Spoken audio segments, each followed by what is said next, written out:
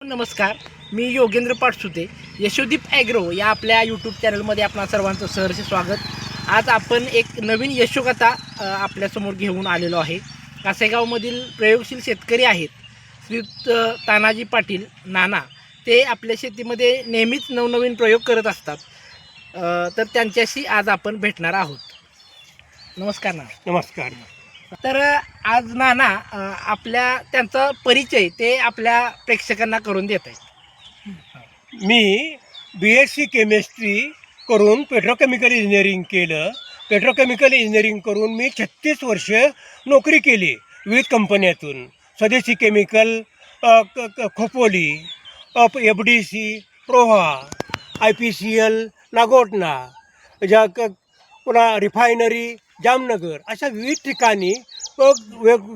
ठिकाणी काम करून पुन्हा तिथून रिटायर झाल्यानंतर मी शेतीत घुसलो आणि शेतीची अत्यंत बारकाईनं परीक्षण करून ॲक्च्युली शेतीला काय पाहिजे काय नको, आपण खर्चात कशी बचत करून आपलं उत्पन्न कसं वाढेल, ह्या प्रयोगासाठी मी गेले 6 वर्ष या शेतीत ऊसाची पाचट जमिनीत गाडून ती व्यवस्थित कुजवून त्यासाठी गांडूळ खतं वापरून हे प्रयोग करत आहेत. आणि त्याचं वैशिष्ट्य म्हणजे मला या 35 गुंठ्यात गेल्या 3 वर्षात 14 महिन्याची पिकं 120 टनाची मिळालेलं आहे. हे माझं कष्टाची फळ आहे. पाठीमागच्या काळात तुमचा यूट्यूबचा व्हिडिओ मी बघितला, तर त्यामध्ये तुम्ही 120 टनाचं उत्पन्न या ठिकाणी साध्य केलेलं होतं. म्हणजे गुंठ्याला अगदी 3 टनापर्यंत उत्पन्न घेण्याची किमया. एक उच्च शिक्षित असून नोकरी सांभाळून नंतर शेतीमध्ये तुम्ही रमला आणि असं असताना सुद्धा तुम्ही ऊसामध्ये 3 टनाचं उत्पन्न घेऊ शकला, तर त्याच्याबद्दल तुम्ही काय सांगा? शेतकऱ्यांनी निश्चितच कंपोस्ट खत, हिरवळीचं खत आणि गांडूळ खत आवश्यक वापरावं. त्याच्यामुळं आपली जमीन भुसभुशीत बनवून जमिनीला कायम वापसा जर राहिला तर 100% आपलं पीक चांगलं येईल. ही जर जमीन पाहिली तर अतिशय मारहाण जमीन आहे, खडकाळ जमीन आहे. आणि या खडकाळ जमिनीवर सुद्धा नंदनवन फुलवण्याची किमया या ठिकाणी यांनी केलेली आहे. तर याच्या मागचं जर शास्त्र जर आपण समजून घेतलं तर त्यांनी मातीचं आरोग्य हे जोपासण्यामध्ये विशेष भर दिलेला आहे. त्यासाठी ते हिरवळीची पिकं घेत आहेत, गांडूळ खताचा भरपूर प्रमाणात वापर करताय आणि त्याचबरोबर ऊसाचं जे पाचट आहे, त्याचबरोबर केळी वगैरे आहे, केळीसुद्धा ते पीक घेतात. अगदी चांगल्या प्रकारचं केळीचं उत्पादन त्यांनी घेतलेलं आहे. तर अशा प्रकारचं जे विविध पिकातून येणारं जे घटक आहेत किंवा त्याचं जे बायोमास आहे, त्यांचे अवशेष आहेत, ते सुद्धा ते आपल्या जमिनीमध्ये गाडण्याचा त्यांचा अट्टहास असतो. आणि एकूणच या जमिनीचं आरोग्य कशा पद्धतीनं चांगलं राहील त्यासाठी त्यांनी विशेष लक्ष त्या ठिकाणी जमिनीच्या आरोग्यावर दिलेलं आहे. मित्रांनो, केळी असेल, ऊसाचं पाचट असेल, याचा जर आपण विचार केला तर आपण या पिकांना वेळोवेळी खत व्यवस्थापन करत असतो, त्यांना फर्टिगेशन करत असतो. आणि ही खतं आपण जमिनीत दिल्यानंतर ती पिकांच्या मार्फत उचलली जातात. या पिकांनी उचललेली खतं ती आपण त्याचं हार्वेस्टिंग करतो, ऊस कारखान्याला घालवतो. परंतु त्याचा जो राहिलेला भाग आहे तो म्हणजे पाचट, हेच जर पाचट आपण जमिनीमध्ये चांगल्या पद्धतीनं कुजवलं तर त्याचासुद्धा आपल्याला चांगला फायदा होऊ शकतो. हे नानांनी या ठिकाणी सिद्ध केलेलं आहे. जमिनीचा सेंद्रिय प्रॉडक्ट वाढत जाते. ते जमिनीचा CN रेशो, कार्बन आणि नत्र ह्याचा रेशो मेंटेन होतो आणि आपलं उत्पादन चांगलं मिळतं. कन्व्हर्शन फॅक्टर, आपण जी खतं, रासायनिक खतं टाकतो, इतर खतं टाकतो, ती काय डायरेक्ट वनस्पती घेत नाही आहे.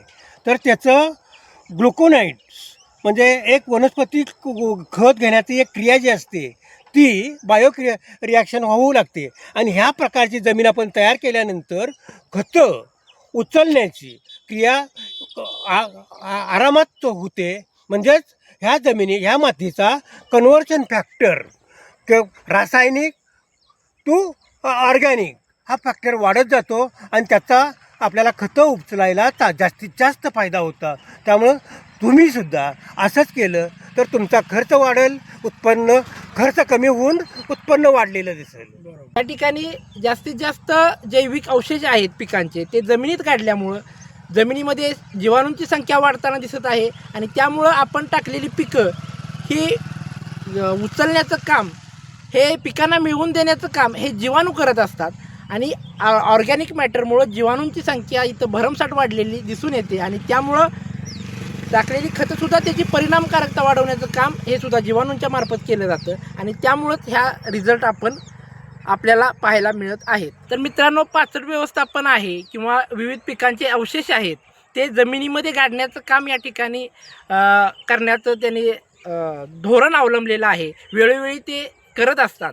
तर यामागचं कारण मित्रांनो असं आहे, आपण पिकांना जी खतं देतो ती खतं या ठिकाणी पिकाच्या मार्फत उचलली जातात आणि ते जे पीक आहे त्या पिकाचं आपण हार्वेस्टिंग करतो, ऊस कारखान्याला घालवतो.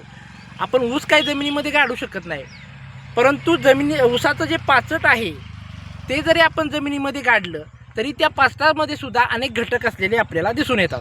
जर पाचटामध्ये जर घटक आपण बघितले तर त्यामध्ये नत्र आहे, स्फुरद आहे, पालाश आहे, त्याचबरोबर सूक्ष्म अन्नद्रव्ये असतील, दुय्यम अन्नद्रव्ये असतील.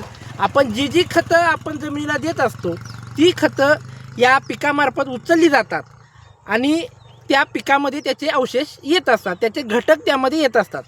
तुम्ही बघू शकताय, आपल्या शरीराला आपण अन्नधान्य खातो, अन्नधान्याचं उत्पादन घेतो आणि आपल्या शरीराला लागणारे सर्व अन्न घटक या अन्नधान्यामध्ये असतात, पिकांच्यामध्ये असतात. तर ते कुठून येतात? तर जमिनीतून येतात आणि आपण जमिनीतून ते काढण्याचं काम करतो, परंतु ते पुनर्भरण करत नाही. आणि आपण जर अशा प्रकारे पिकांचे हार्वेस्टिंग सोडून उरलेले जे अवशेष आहेत ते अवशेष जरी जमिनीला परत करण्याचं काम केलं, आता यांनी जे पाचट व्यवस्थापन केलेलं आहे त्या माध्यमातून उरलेले अवशेष जर आपण जमिनीला परत करण्याचं, ते रिसायकल करण्याचं काम केलं तर त्यामध्ये असणारे नत्र, स्फुरद, पालाश असेल किंवा इतर अन्नघटक असतील ते निसर्गतः पुढच्या पिकाला मिळून जातील किंवा जमिनीमध्ये ते पुन्हा आपल्या पाचटाच्या स्वरूपात पुन्हा ते जातील. तर अशा प्रकारचं भरण प्रत्येक शेतकऱ्यानं करावं. पिकांचे अवशेष जमिनीमध्ये गाडावे, जास्तीत जास्त सेंद्रिय खतांचा वापर करावा. सेंद्रिय खत असेल, जैविक खत असेल आणि संतुलित प्रमाणात रासायनिक खत, असा जर तिन्हीचा जर आपण योग्य प्रमाणात समतोल राखला तर आपल्याला या ठिकाणी जमिनीचं आरोग्य टिकवून उत्पादन वाढ साध्य करता येणार आहे. धन्यवाद.